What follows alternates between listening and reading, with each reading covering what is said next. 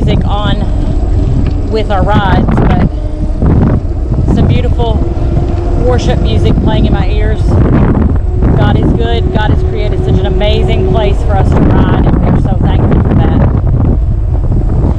By the time this gets posted, most everyone will know already, but this is a celebratory ride in celebration of the birth of my first granddaughter, who came yesterday, and she's gorgeous. We are awful proud of her and awful thankful for her, and can't wait to see her grow up and see what wonderful child of God she becomes.